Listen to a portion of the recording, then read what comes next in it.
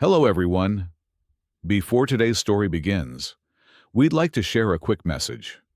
YouTube recently removed our monetization, cutting off our income. If you enjoy this story, we humbly ask for just $1 to help pay our staff, so they can make a living and keep creating for you. Thank you for saving us. Now, let's begin the story. Silence, to the human mind, is simply the absence of sound. But to the Sci-fi, silence is a tangible architecture. It is the physical manifestation of perfect logic, an absolute zero of chaotic variables. The crystal core storage station drifted through the deep void of Sector 7, suspended in a nebula of dying stars. From the outside, it was a flawless geometric sphere of interlocking prisms, a monument to a species that had eradicated error, emotion, and noise. Inside, it was a suffocating tomb of mathematical perfection. Ali Anderson was the singular anomaly within this flawless equation. Employed as the station resident sound frequency analyst, Ali was the only human permitted on board. His job was to monitor the deep space harmonic vibrations that might threaten the structural integrity of the crystal cores. To perform this task, he had been granted an isolated laboratory on the lowest deck, while the rest of the station featured sterile, frictionless corridors and ambient lighting that adjusted to optimal optical frequencies. His workspace was a chaotic sanctuary of human imperfection. His laboratory was crammed with analog oscilloscopes, heavy mechanical hard drives, and tangled nests of copper wiring. Vintage amplifiers hummed constantly, emitting a low, warm static that would have driven any Solari to madness. Dust motes danced in the beams of harsh, incandescent bulbs. To Ali, the constant clicking of dials and the hum of power supplies was a comforting reminder of Earth. To the Solari, his room was an offensive pocket of irrationality. On the 73rd day of his rotation, the oppressive, flawless silence of the station was abruptly violated. Ali was leaning back in his worn leather chair, listening to the crackle of cosmic background radiation, when the ambient lighting in his laboratory violently shifted from a soothing silver to a jarring, pulsating crimson. The internal communication network bypassed his firewalls, ripping through his analog speakers with a deafening screech. The sharp, synthesized voice of the Solari security commander pierced the air, devoid of panic, but heavy with structural dissonance. Alert! Security breach in Sector 1. Prime Directive compromised. Princess Kaylin is absent from the absolute secure zone. Repeat. The princess is missing. Ali sat bolt upright, his coffee cup rattling against the metal desk. The absolute secure zone was a fortress of logic.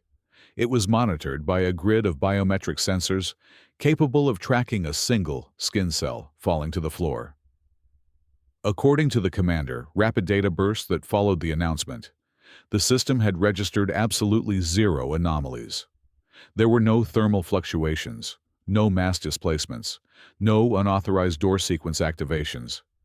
The sensors indicated that the princess was in her royal sleep chamber, yet visual confirmation proved the room was entirely empty. For the Solari security forces, this was an impossibility. Their entire society was built on the premise that one action must logically lead to another. A physical body could not bypass a perfect sensor array. It was a paradox that threatened to crash their collective cognitive processing. As the station-wide alarm continued to cycle, Ali reached out to mute his main monitors. He needed to think. But as the blaring klaxons faded from his local speakers, he noticed something impossible. The delicate needle on his most sensitive analog decibel meter, a relic from the 20th century, was twitching. It was not reacting to the station alarm system. The frequency was entirely wrong. Ali narrowed his eyes, adjusting the gain on his mixing board. A strange, organic acoustic wave was resonating faintly within the very walls of his laboratory. It was a rhythmic, syncopated vibration, soft and erratic. It lacked the calculated metric precision of anything the Solari or their machines could produce. It sounded almost like ragged, uneven breathing. Ali slowly pushed his chair back. His heavy boots made soft thuds against the grated floor, sounds he carefully tried to minimize. He followed the anomalous frequency, stepping cautiously past towers of discarded audio cables and stacks of acoustic foam. The vibration grew slightly stronger, leading him away from his main console and toward the darkest corner of the room, a storage area where he kept his personal collection of ancient musical instruments. He paused beside a massive acoustic guitar case, holding his breath. The sound was coming from directly beneath the heavy slab of a discarded crystal workbench. Ali slowly knelt down, peering into the shadows. There, huddled in the cramped space between a dusty bass amplifier and the cold crystal leg of the table, he saw her, Princess Kaylin, the direct heir to the flawless Solari Empire, was curled into a tight ball. Her pristine, luminescent garments, designed to reflect her royal status, were smudged with human dust and engine grease. Her hands were clamped over her ears, and her large, typically emotionless eyes were wide, darting around the messy room in a frantic, silent observation. She was entirely disconnected from the logic of her people, hiding in the loudest, messiest room on the station. Ali remained perfectly still. His hand hovered over the emergency communications panel, where pressing a single red button would instantly alert the security forces. He did not press it. Instead, he crouched lower, captivated by the highly irregular scene unfolding beneath the crystal workbench. The Princess of the Solari, a being whose entire existence was supposed to be a testament to flawless reason, was sitting cross-legged on the grated floor. In her lap rested an old acoustic guitar, an instrument Ali had carelessly leaned against a crate days ago. Her slender, pale blue fingers traced the wooden neck of the guitar with profound confusion. She plucked the low E string. A deep, resonant thrum vibrated through the small space. Kaylin blinked rapidly, her luminous eyes wide as she watched the thick wire blur with motion. She plucked it again, harder this time. The note rang out, raw and uncalculated. It was a thoroughly illogical action for a Solari, producing a sound that served no functional purpose. Yet, she seemed entranced. "It is called a guitar," Ali said softly, making sure to keep his voice entirely devoid of sudden spikes in volume so he would not startle her. Kaylin flinched violently, her head snapping up. She stared at him, her chest rising and falling in a rapid, irregular rhythm that defied her species. Optimal respiratory metrics. She looked down at the instrument, then back at the human. "You have not activated the security beacon," she stated. Her voice was melodic but strained, lacking its usual synthesized perfection. "Logic dictates you must surrender me to the commander." "Logic," Ali replied with a gentle smile, "is currently overrated on the station. Besides, you look like you need a break." He slowly sat down on the floor opposite her, crossing his legs. "Why are you down here, Princess? Sector 1 is a long way from the noisy lower decks." Kaylin hesitated. Her fingers tightened around the neck of the guitar. For a moment, she looked as though she might recite a standard diplomatic protocol, but the facade crumbled. "I experienced a critical system failure within my cognitive pathways," she confessed, her voice dropping to a whisper.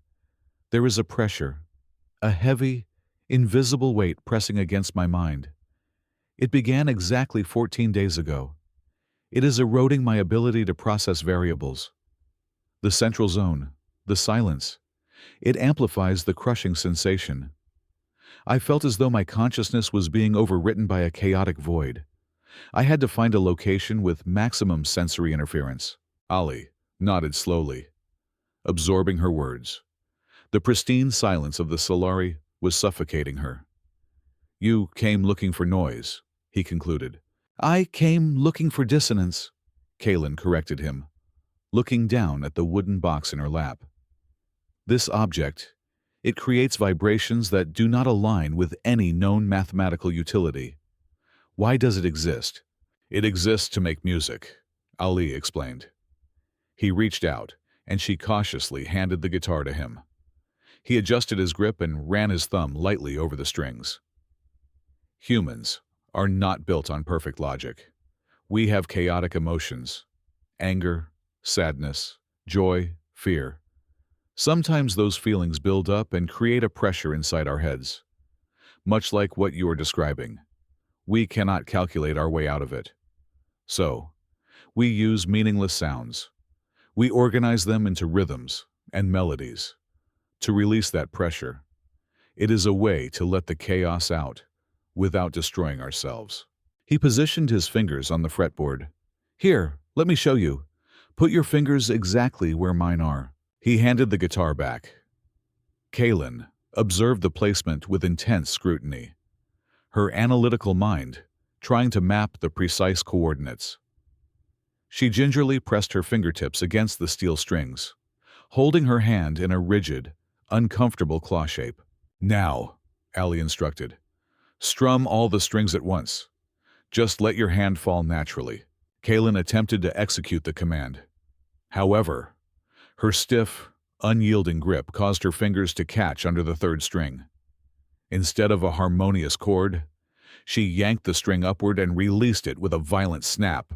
A horrendous, sharp, metallic twang echoed through the cramped space beneath the table. Both of them jumped at the awful noise. Ali widened his eyes in shock, and Kaylin dropped the guitar onto her knees. For 3 agonizing seconds, there was absolute silence. Then, Ali snorted. He clapped a hand over his mouth, but a chuckle escaped anyway. Kaylin stared at him, her expression shifting from alarm to deep bewilderment. Then, something entirely unprecedented happened. The corners of her mouth twitched upward. A strange, breathy sound escaped her throat. It grew louder, transforming into a genuine, uninhibited laugh. It was an alien sound in a Solari facility, bright and entirely free of logic. She covered her mouth, her eyes crinkling at the corners. "That was highly inefficient," she gasped between giggles. "That was terrible," Ali laughed with her. As her laughter subsided, Kaylin took a deep breath. She looked around the messy room, then at her own hands. The rigid tension in her shoulders had vanished. "The pressure," she murmured in astonishment. "It is gone. The chaotic sound, the physical reaction, it neutralized the cognitive weight." From that cycle onward, the flawless routine of the crystal core storage station held a hidden flaw. 2 or 3 times a week, when she was scheduled to endure 4 hours of advanced temporal logic processing, the princess would completely vanish from the central network. While the security forces ran endless, fruitless diagnostic checks on their perfect sensors, Kaylin was sitting on the floor of a cluttered, noisy laboratory, learning how to turn chaos into melody alongside the only human in the sector. 7 weeks slipped by in a clandestine blur of stolen moments and hidden frequencies. The illicit gatherings beneath the lower deck became the defining anchor of their strange existence. Kaylin had evolved far beyond her initial, clumsy attempts at strumming. Her Solari physiology, designed for ultimate precision, adapted rapidly to the physical demands of the instrument. However, instead of playing with sterile, mechanical accuracy, she learned to let the tempo breathe. She discovered syncopation, the art of deliberately playing off the main beat, and her mastery of rhythm grew truly astonishing. She could switch from a rapid, aggressive tempo to a slow, melancholic progression without a single calculated thought, relying purely on the sensation humming through the wood and wire. But while the sanctuary of the laboratory offered solace, the vast reality outside its walls was quietly fracturing. The anomaly began as a microscopic tremor in the primary diagnostic feeds. Ali was running his routine acoustic diagnostics on the crystal core matrix when his analog visualizers spiked dangerously. The sub-bass frequencies, usually a smooth, continuous wave representing the station gravitational tethers, were tearing. The sound was not the familiar grinding of metal fatigue or the sharp crack of crystal stress. It was a wet, slithering distortion, a sickening audio pattern that seemed to swallow the ambient noise around it. He isolated the feed from core number 3 and cranked the volume. A chilling, low-pitched drone bled through the speakers, a sound that felt less like a mechanical failure and more like a deliberate, predatory intrusion. The distortion was spreading, creeping up the frequency spectrum and infecting the adjacent power relays. He was frantically recalibrating his mixing board to track the source when the heavy blast door hissed open. Kaylin slipped inside. But the bright spark that usually accompanied her arrival was extinguished. Her posture was rigid, her skin practically glowing with a sickly, pale hue. "It has breached the inner sanctum," she whispered, her voice trembling. She did not reach for the guitar. Instead, she stood frozen near the threshold, wrapping her arms around her own torso. "I can hear it in their minds. Ali, it is consuming them." Ali cut the audio feed immediately. He stepped away from the console and approached her. "What is consuming them, Kaylin? What did I just hear in the core network?" She looked up, and the raw terror in her eyes was profoundly human. "My people believe we are the apex of cognitive evolution," she began, her words tumbling out in a rushed, desperate stream. "We structured our entire society on the absolute certainty of logic. But there is a predator in the deep void, an ancient, parasitic consciousness. It does not attack with physical fleets or plasma weapons. It attacks through pure, unadulterated reason." Ali frowned, trying to grasp the concept. "How does something attack through reason?" "It is a virus of the mind," she explained, stepping closer to him, as if seeking physical warmth. "It seeks out perfectly ordered neural networks. It introduces a paradoxical equation, a logic loop so infinitely complex and terrifying that a Silari mind cannot help but attempt to solve it. While our consciousness is trapped in that endless calculation, the entity hollows us out. It severs our autonomy. The Supreme Lord, my father, and the entire High Council. They are standing in the command center right now, physically intact, but their minds are being devoured. They are becoming empty vessels, soulless husks waiting to be piloted by the shadow." The horrifying reality of the situation locked into place. The perfect silence of the station was not a sign of peace. It was the symptom of an agonizing, silent slaughter. "But you are not infected," Ali pointed out, grasping her shoulders gently.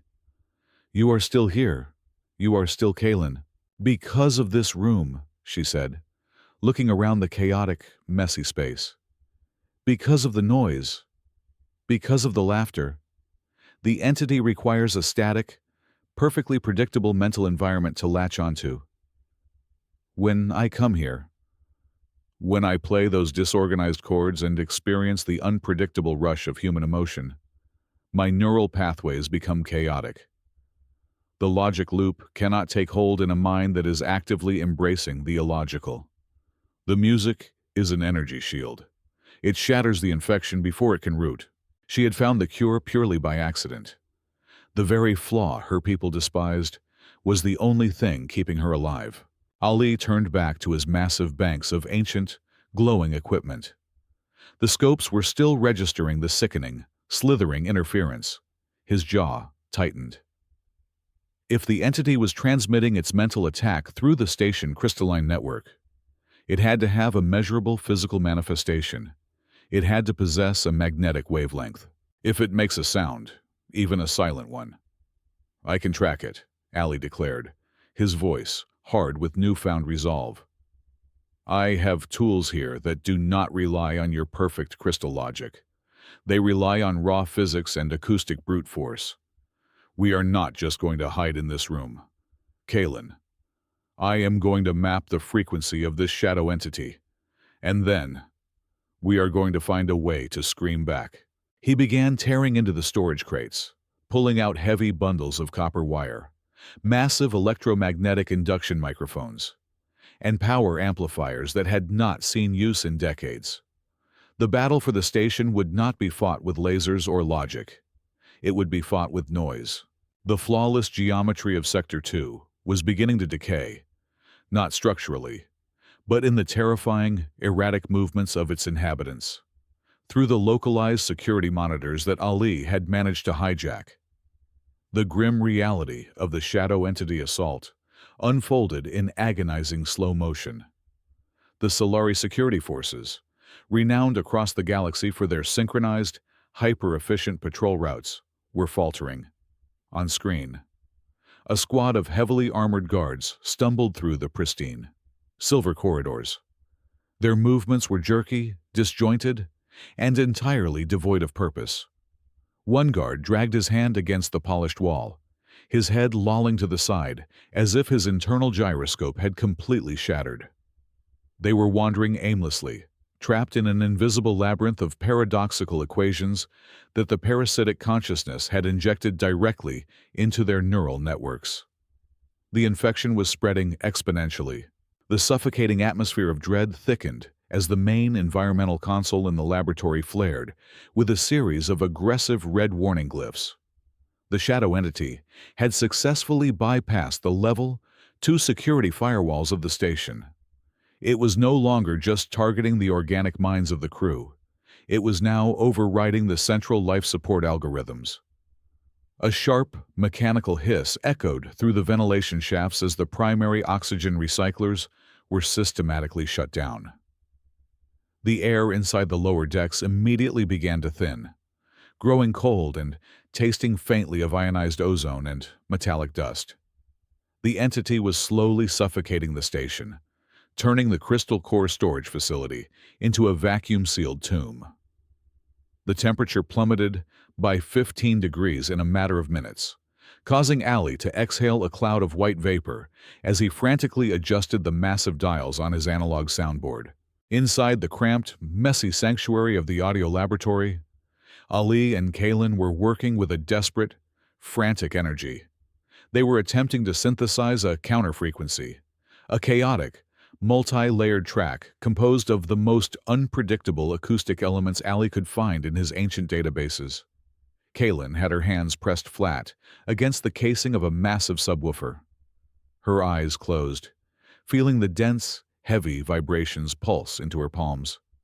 They were layering the raw, uncalculated sounds of crushing ocean waves over a syncopated, unpredictable drumbeat, trying to forge an acoustic weapon that could disrupt the magnetic wavelength of the encroaching shadow. The heavy bass thumped rapidly, a heartbeat of defiance against the suffocating silence. The air pressure dropped further, making Ali ears pop painfully, but he kept his fingers locked on the mixing sliders, pushing the volume to the absolute maximum threshold the ancient amplifiers could endure. The sudden, explosive violence of the breach caught them entirely off guard. The heavy, reinforced blast door of the laboratory, designed to withstand a localized zero-gravity implosion, did not just open. It was violently ruptured from its hinges with a deafening, metallic shriek. The massive slab of steel and crystal was hurled across the room, smashing into a tower of vintage speaker cabinets and sending a shower of sparks and splinted wood flying through the thin air. The chaotic music abruptly cut out as a power conduit was severed by the flying debris.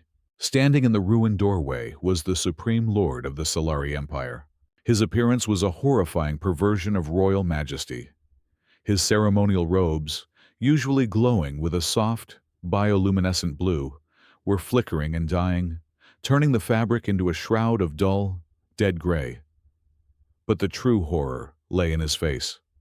The flawless, crystalline eyes of the Solari ruler, which should have radiated the clear, bright light of perfect intellect, were entirely consumed. They had turned into pits of absolute, oily blackness, void of any reflection or life. Thick, dark veins throbbed beneath his translucent skin, pulsing with a sickening, slithering energy of the parasitic entity. He moved with a terrifying, mechanical stiffness, stepping over the shattered door as if gravity itself was struggling to comprehend his presence. Behind the Supreme Lord, pouring into the cramped laboratory in perfect, terrifying synchronization, came 36 heavily armored security guards. They moved not as individuals, but as a single, multi-limbed organism controlled by the hive mind of the shadow. Without uttering a single command, every guard raised their plasma disruption rifles in unison. The high-pitched whine of the weapons charging filled the room, painting Ali's chest with 36 overlapping lethal red targeting lasers. The Supreme Lord opened his mouth. The voice that emerged was not his own. It was a resonant, overlapping chorus of dead frequencies and cold, metallic echoes, a sound that bypassed the ears and vibrated directly against the skull. Human, the horrific voice droned, the word devoid of any inflection. You are charged with the ultimate subversion of the Prime Directive. You have abducted the royal heir. You have willfully infected her optimal cognitive pathways with the poison of irrational emotion and sonic chaos. Your existence is a mathematical error that must be instantly and permanently erased. Before Ali could even raise his hands in a futile gesture of surrender, Kaylin moved. She did not cower behind the heavy equipment. She threw herself forward, standing directly between Ali and the wall of charged plasma rifles. Her small frame shielded him, her chin raised high in a final, desperate display of royal authority. "Father, halt your actions immediately," Kaylin commanded, her voice ringing out clear and desperate in the freezing room. She deliberately utilized the highest, most complex form of Solari logical dialect, attempting to reach whatever fragment of her father consciousness remained. "Evaluate the variables in front of you. This human has not harmed me. He has provided the only functional cognitive defense against the parasitic variable that is currently corrupting your neural matrix. Eliminating him will result in the immediate and total collapse of the Solari Empire. The statistical probability of our survival without his acoustic countermeasures is exactly 0. I demand you process this truth." She stood tall, a beacon of desperate reason against a tide of darkness. But as she stared into the infinite, empty blackness of her father's eyes, the horrifying reality set in. There was no logic left to appeal to. The Supreme Lord simply tilted his head, a grotesque, jerky motion, as the shadow entity processed her words not as an argument, but as meaningless static. The weapons hummed louder, the blinding glow of the plasma chambers signaling the final execution sequence. The Supreme Lord did not react to his daughter's desperate plea. The entity possessing him processed her logical defense and simply discarded it as irrelevant data. The horrific, multi-layered voice vibrated through the freezing air once more, chilling Ali to the bone. "Correction to primary directive," the Supreme Ruler droned, raising one stiff, gray hand. "Immediate execution is statistically wasteful. The human biological matrix presents an unknown cognitive variable. Capture the human alive for deep neural vivisection. However, the irrational auditory generators within this designated space are a severe contamination hazard. Incinerate all acoustic hardware. Leave nothing but ash." The 36 security guards shifted their aim. The lethal red targeting lasers slid off Ali's chest and swept across the chaotic laboratory, locking onto the vintage amplifiers, the stacks of analog synthesizers, and the priceless collection of ancient acoustic instruments. The high-pitched whine of the plasma rifles reached a fever pitch. In exactly 2 seconds, the room would be reduced to a pool of molten slag. Logic had failed. Reason was dead. There was only one weapon left in the human arsenal. In a split second of pure, uncalculated instinct, Ali lunged backward. He did not dive for cover. Instead, his hands wrapped around the neck of the old, battered acoustic guitar resting against the main console. with a fierce, primal shout that tore through the suffocating silence. He hurled the wooden instrument across the room, directly at the princess. "Kaelin, catch!" Ali roared, his voice echoing off the metallic walls. "Play it! Play the terrible one! Break the tempo!" Kaelin spun around, her Solari reflexes kicking in. She caught the heavy wooden body of the guitar mid-air, the strings biting into her palms. For a fraction of a second, her analytical mind tried to process the command, searching for the correct mathematical musical scale. But she looked at Ali, saw the desperate fire in his human eyes, and understood. She did not seek perfection. She sought chaos. Closing her eyes tightly, Kaelin gripped the neck of the guitar with zero regard for proper finger placement. She brought her right hand down in a vicious, sweeping strike across all 6 steel strings. The sound that erupted was a jarring, discordant screech, a violently offbeat crash of mismatched notes that violently clashed with the sterile environment. It was ugly. It was completely unpredictable. It was gloriously human. Simultaneously, Ali slammed his fist onto a massive, red mechanical button on his secondary mixing board. It was a secret analog loop he had recorded weeks ago and kept hidden on an old magnetic tape reel. Suddenly, booming through the heavy subwoofers that had not yet been targeted by the guards, a new sound washed over the laboratory. It was the bright, breathy, uncontrollable sound of Kaelin laughing. It was the exact recording of her very first, deeply illogical giggle from the day she discovered the guitar. The sound of her pure joy, amplified 100 times over, collided with the raw, chaotic noise she was currently ripping from the guitar strings. The effect was instantaneous and devastating. To the human ear, it was merely a loud, messy jam session mixed with a recorded laugh. But, to the shadow entity, a parasite composed entirely of rigid, predictable logic loops. It was an apocalyptic psychological shockwave. The sheer force of the unadulterated emotion and acoustic dissonance acted like a sledgehammer against a pane of brittle glass. The 36 security guards froze entirely. The synchronization of their hive mind shattered into a million jagged pieces. The glowing red lasers danced wildly across the ceiling as their rigid postures collapsed. Several guards dropped their heavy plasma rifles, the weapons clattering uselessly against the grated floor. They fell to their knees, clutching the sides of their helmets as the chaotic frequencies short-circuited the parasitic control algorithms embedded in their neural pathways. At the center of the room, the Supreme Lord staggered backward, as if he had been physically struck by a massive gravitational force. He let out a horrifying, dual-tone scream. One half of the sound was the metallic screech of the entity dying, and the other half was a gasp of sudden, desperate oxygen intake. Ali watched in breathless anticipation as the thick, dark veins pulsing under the ruler-translucent skin abruptly halted. The oily blackness in the Supreme Lord eyes began to violently recede, burning away like fog beneath a scorching sun. The flawless, luminescent blue of his original crystalline eyes flickered back into existence, wide with terror and sudden clarity. The Supreme Lord dropped to one knee, his chest heaving as he fought to regain control of his own respiratory system.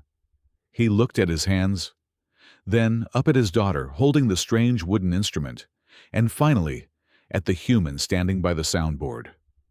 The oppressive, mechanical drone was gone from his voice, replaced by the raw, trembling vulnerability of a father who had just awoken from a living nightmare. "Human," the Supreme Lord gasped, his voice cracking with unprecedented emotion. "Ali Anderson." The silence. It was eating us alive. "Please, I implore you, you must save the station. Save our minds." But the victory was only a fraction of a second long. The shadow entity had been forcibly evicted from the organic minds in the room, but it had not been destroyed. It was ancient, vast, and completely enraged. Denied its psychological host, the parasite immediately shifted its tactics. If it could no longer control the Solari through logic, It would annihilate the source of the chaos through brute physical force. The entire laboratory shuddered violently. The ambient lighting exploded in a shower of sparks, plunging the room into near total darkness, illuminated only by the glowing emergency dials on Ali analog equipment. A horrific, deep, groaning sound reverberated through the very foundation of the sector. The entity was utilizing the station's central artificial gravity generators, turning the facility-owned mass against them. The heavy, reinforced crystal ceiling above them began to buckle inward with a deafening crack. The walls groaned as thousands of tons of pressure were suddenly localized directly onto the small audio lab. The entity was channeling 100% of its kinetic energy to crush the room flat.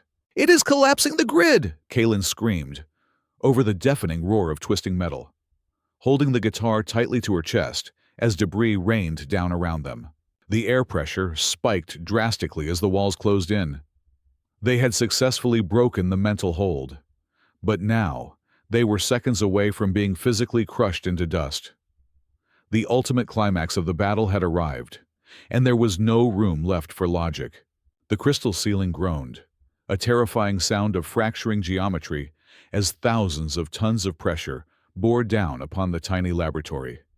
Jagged shards of transparent ceiling material began to rain down like deadly daggers. Ali knew that playing the music through his localized analog speakers would not be enough. The shadow entity had integrated itself into the central nervous system of the station. To eradicate the parasite, he needed to inject the cure directly into the station veins.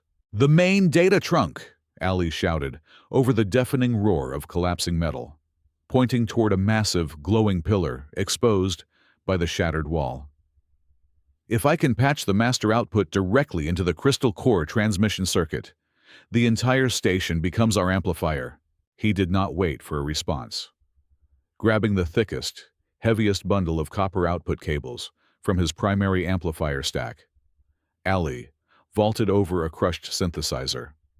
He slipped on the shattered glass, tearing his uniform and scraping his knee violently against the grated floor. But the adrenaline masked the pain. He scrambled forward, dragging the heavy cables like a lifeline through the raining debris. He reached the massive data pillar, but its surface was sealed behind an impenetrable biometric force field. The console glowed with a harsh, angry red warning light. Suddenly, Kaylin was beside him. She had discarded all pretenses of royal composure. Without a moment of hesitation, she slammed her bare hand against the biometric scanner panel. The machine instantly recognized the unique genetic signature of her royal bloodline. "Override command authorized," Kaylin commanded, her voice steady and echoing with fierce determination. "I am Princess Kaylin. Initiate immediate emergency broadcast override.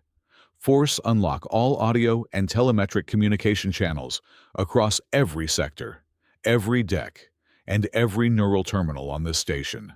The console flashed a brilliant, blinding blue. The protective force field dropped.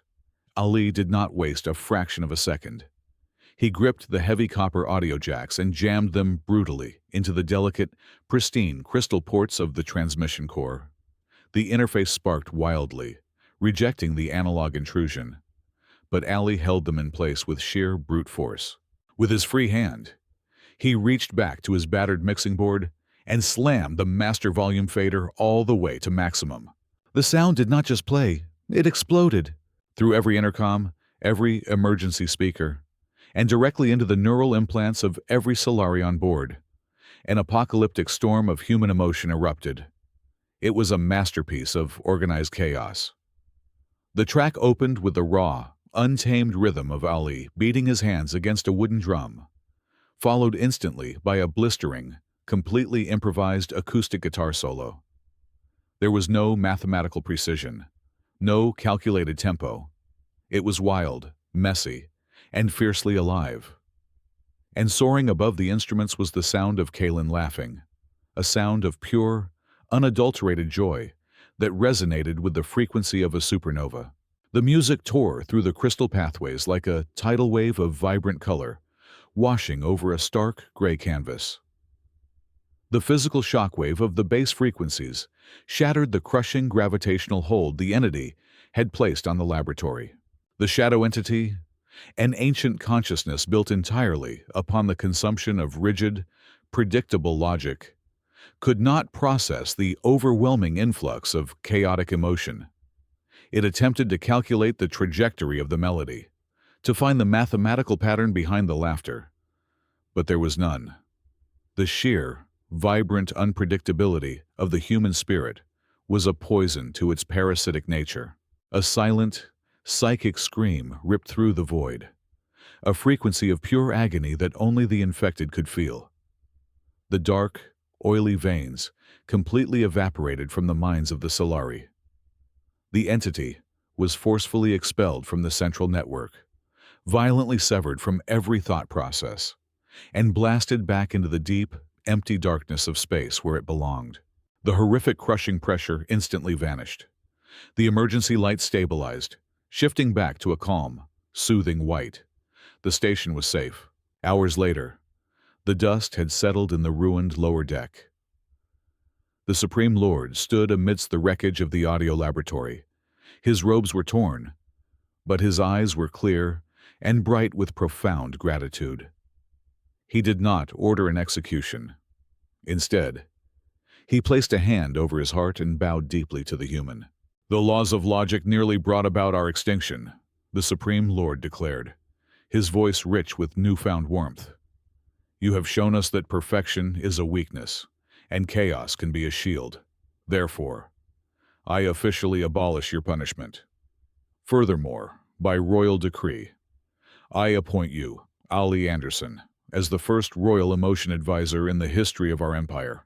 Months after the Great Silence was broken, the station felt entirely different.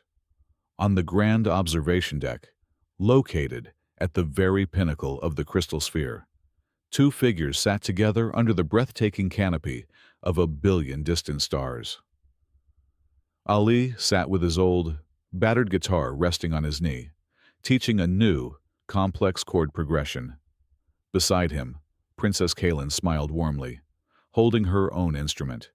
She strummed the strings, letting the final, beautiful, lingering note echo into the vast peace of the universe, a perfect harmony between human chaos and alien grace. Thank you so much for listening to today's story. We hope you enjoyed it. As an ad-free channel, your support is what keeps us alive. Please support Sci-fi stories with just $1 via the QR code on the screen, or click the link in the description box or pinned comment. Also, we'd love to connect with you. Please leave a comment telling us which city or state you're listening from. Thank you for standing with us, and see you in the next stories.